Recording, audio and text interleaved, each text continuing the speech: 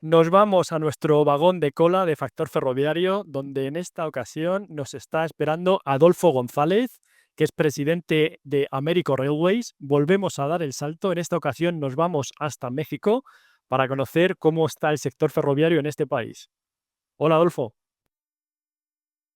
Qué gusto, ¿cómo estás, Ángel? Laura, qué gusto. Hola, ¿qué tal? ¿Cómo estás? Pues nada, Adolfo, siempre nos gusta empezar la entrevista conociendo un poco mejor al entrevistado. Así que cuéntanos quién es Adolfo González y cómo llegaste al sector. ¿A qué te dedicas? Quizás es un tema un tanto curioso. Estudié Derecho, luego estudié temas de Ingeniería en Computación, terminé en una historia de derivados financieros, luego conocí una figura acá en México que se llama fideicomiso, que es sumamente utilizada. Esta me llevó a financiar temas de infraestructura, o a estar involucrado en temas de financiamiento de infraestructura. Luego, para llegar a la parte de los trenes, hay un proyecto sumamente importante que se realizó el sexenio pasado, es decir, con el presidente pasado, que es el Tren Maya. Es un proyecto de 1,500 kilómetros de vías férreas en la península de Yucatán, que probablemente ustedes lo ubican por Cancún. Ese proyecto me tocó estar muy involucrado con lo que serían, o estar conduciendo lo que serían, no el tren, no las vías, sino lo que pasaría alrededor de las estaciones del tren. Esto me llevó a juntar dos temas apasionantes. Uno, que es el tema de cómo mejorar la calidad de vida de los mexicanos, y el segundo es cómo financiar esto.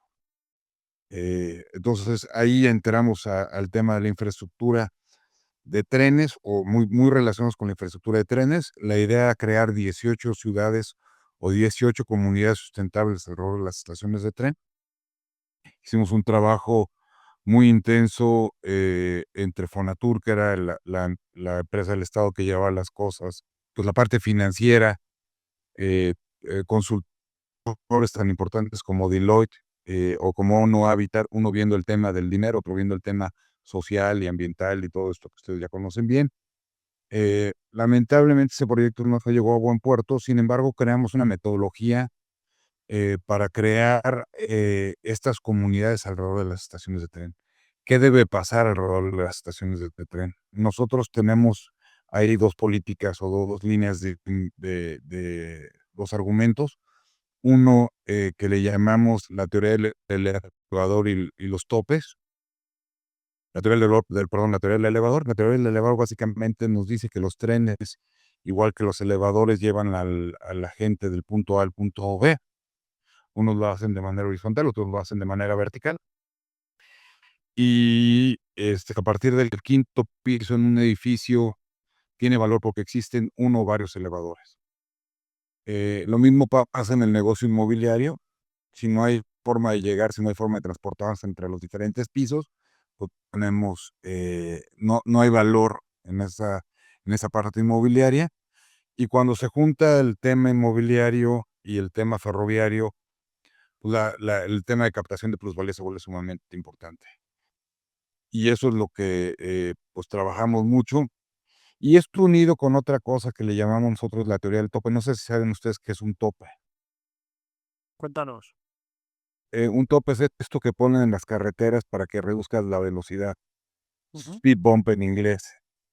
En México y en muchos países de Latinoamérica, estos topes son el generador de comunidades.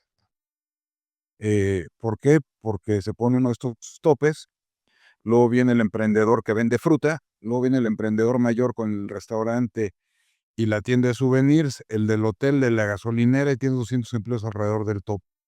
Entonces esto generalmente tiene un impacto muy importante, el tope, en la urbanística mexicana, claro, sin ningún desarrollo urbanístico. Y si esto lo trasladamos a la teoría del elevador, y en lugar de topes pensamos en estaciones de tren, pues el impacto es mucho más grande, ¿no? Y tener contemplado pasar y ahí. Teníamos o comunidades que estaban entre 200 y 1,500 hectáreas, es decir, se pensaban hacer pueblos quizás de 2,000 personas o comunidades de hasta 70,000, de 80,000 personas. Lamentablemente esto ya no se conectó con el tren. Sin embargo, esa metodología nos hizo poder poner propuestas no solicitadas después en 3 trenes, uno para conectar un puerto que se llama Progreso y la ciudad de Mérida, otro en la Ciudad de México para conectar un suburbio y la Ciudad de México que es Buenavista, Naucalpan, y tren que nos sentimos mucho más orgullosos de haber tenido la manifestación de interés por parte del Estado, el México Querétaro, Querétaro León. Estos 3 trenes, después hubo un cambio de política, nos quitaron la propuesta no solicitada, ya no nos dejaron continuar. Sin embargo, hoy día son 3 de los trenes de las insignias que trae la presidenta en México. Entonces, más o menos por ahí va de cómo llegué a los trenes. Es curioso porque nosotros llegamos de cómo financiar los elementos de infraestructura hacia la infraestructura y no como generalmente se da que es de la infraestructura a ver cómo se puede financiar las cosas. Sí, te decía que has mencionado antes el Tren Maya y llegaremos al Tren Maya, pero antes de eso, ¿cuál es la tradición ferroviaria en México? ¿Es un país de tradición de trenes? México fue un país que usó muchos trenes. En los finales del siglo XIX, este, se empezaron a construir muchos trenes en México. Es más, la marca o el trazo prácticamente está desde entonces en México. Esa red ferroviaria muy, muy ambiciosa se logró construir en su mayoría a finales del siglo XIX, principios del siglo XX. Es decir, yo creo que se construyeron como 20,000 kilómetros de trenes en esas décadas. Y el tren funcionó muy bien en México pues durante décadas, o quizás una centuria. Y luego hubo un cambio de políticas a finales del siglo XX, donde básicamente desecharon el uso de los trenes de pasajeros. Los trenes de carga continuaron, como ustedes saben, los trenes de pasajeros generalmente, si los vemos solitos, no son elementos de infraestructura autofinanciable. Siempre va a haber que tener ahí un subsidio. O sea, algo que tenga estas partes que le platicaba de la parte inmobiliaria, como un edificio que se vea un desarrollo inmobiliario y no como un tren. No sé si ustedes estén conscientes si vienen en un edificio quién opera el elevador de su casa, pero debería ser algo similar. Nadie debería saber quién opera el tren, sino más bien que te lleva a donde tienes que llegar. Y entonces, al ser un subsidio, un cambio de política y prácticamente los trenes en México se pararon. El sexenio pasa de pasajeros. Los trenes de carga caminaron con ciertas áreas de oportunidad, debo decir.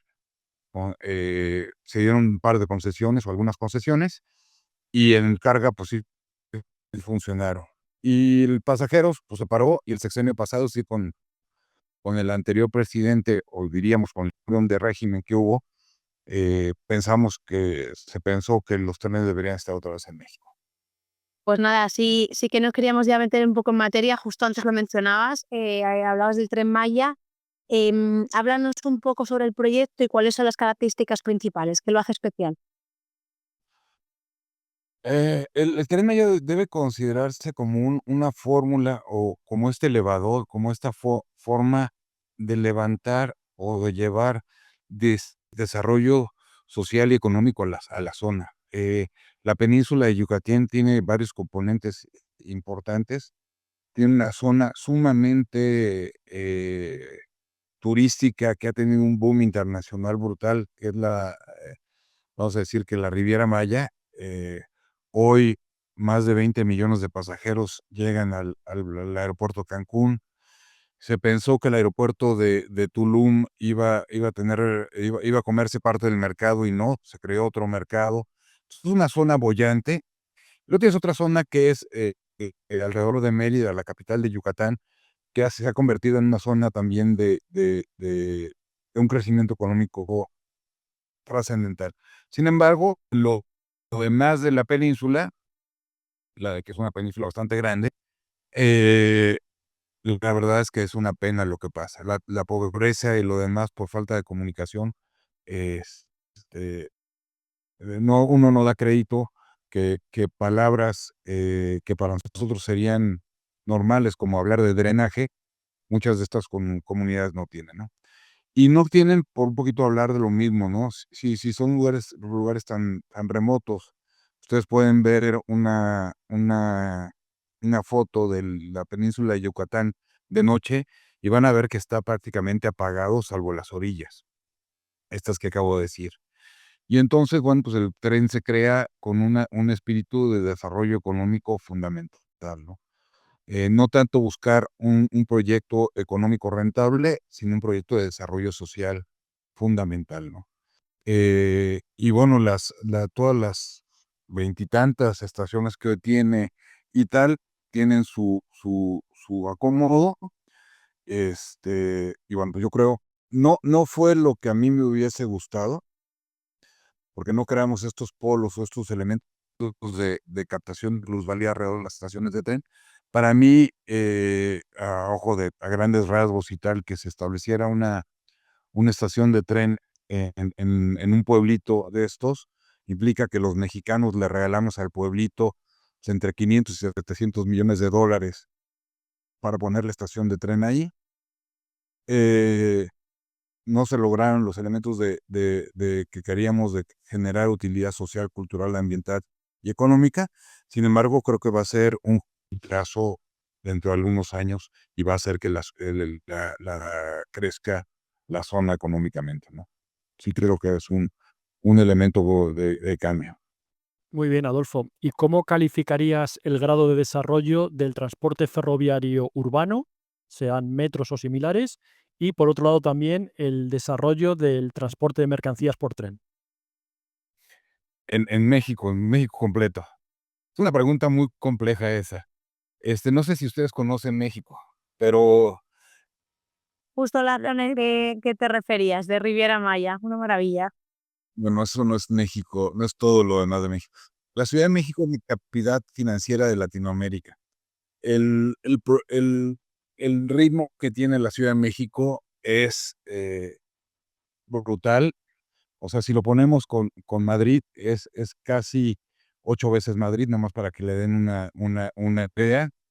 Eh, Sin duda, en la cantidad de negocios y esto, no hay ciudades, pocas ciudades en el mundo están con este mundo, 23 millones de habitantes, el metro, y entonces hablar de la Ciudad de México y hablar de México son cosas diferentes. Entonces, yo diría la Ciudad de México tiene un metro que funciona bastante bien, quizás debe tener pues casi 60 o 70 años el metro, y ha funcionado de manera muy adecuada. La complejidad de mover pues quizás unos 13, 14 millones de personas en México tiene un grado, incluso si lo ponen hasta va a cómo darles de comer a estos 14 millones de personas que salen temprano y regresan tarde, es un reto. Eh, entonces, la Ciudad de México sin duda tiene sus áreas de oportunidad y tiene varias formas de transporte que funcionan muy bien. Monterrey y Guadalajara, también ciudades grandes, las dos con cierto metro y trenes ligeros, que creo que podría ser mucho más profundo lo que se trabajase, hablando de trenes. Y de ahí en fuera, creo que el hablar de trenes es un poco presumido, porque no los hay de pasajeros, eh, ni en las ciudades, ni entre las ciudades. Y creo que con el volumen de personas que tenemos, el volumen de gente que vive en estas ciudades, se podría hacer mucho. Tanto los entre ciudades, como ustedes saben, los trenes son muy eficientes entre 200 y 400 kilómetros. Eso funciona muy bien en México, y obviamente en las ciudades densamente pobladas, que tenemos varias. Para nosotros una ciudad chica es de 1.500.000 habitantes, entonces entenderán que sí podría haber elementos férreos o de transporte de ruedas de metal en este tipo de ciudades, ¿no?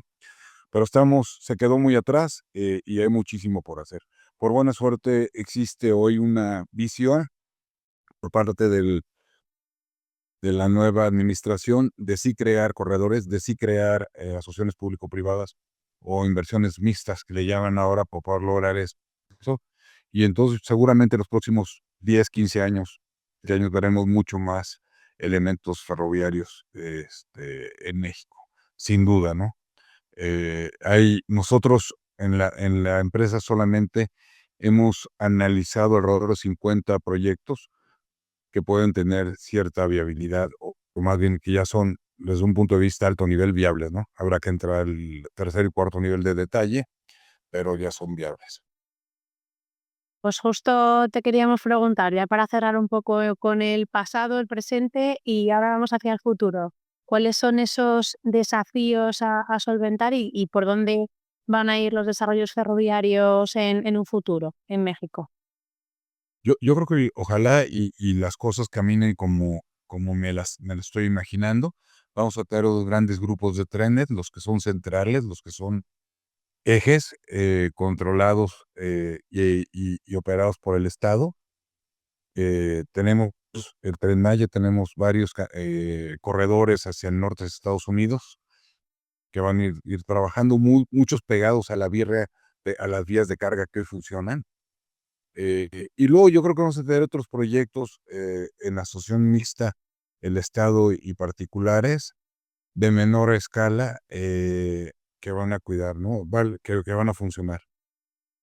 Por lo menos en algunas cosas que hemos trabajado con consultores, yo creo que puede haber eso, unos 50, 60 proyectos que están en la mesa, muchos intermodales donde se conecten puertos, aeropuertos, carreteras y trenes, y ojalá y logremos hacer un concepto operativo férreo o de infraestructura de alto nivel para México, ya que tenemos derechos de paso desde hace más de un siglo y tecnología del siglo XXI que se puede poner ahí, ¿no? Entonces, en algunas cosas hasta hemos aventurado a empezar a analizar Hyperloop y cosas de este estilo que podrían funcionar eventualmente, ¿no? Muy bien, Adolfo, pues te damos las gracias por habernos acercado el estado del sector ferroviario de México para conocerlo un poquito más en detalle. Así que nada, ya sabes dónde está tu casa y cuando quieras volver estás invitado. Al contrario, muchísimas gracias y estamos al pendiente. Cuídense. Muy bien, muchas gracias. Hasta luego. Hasta luego. Luego. Pues hasta aquí otro capítulo de Factor Ferroviario. Como siempre os decimos, dadle al like, suscribiros, compartid en vuestras redes sociales para llegar a cuanto más gente mejor. Y os recordamos que os suscribáis cuanto antes a nuestra newsletter en factorferroviario.substack.com. Venga, vamos a repetirlo porque es el 314, no el 315. Habla con el mundo ferroviario, con todo el mundo. La recola. Recolato. Ay, qué horror. Ya puedes marcarlo en amarillo. Ya, marca. Laura.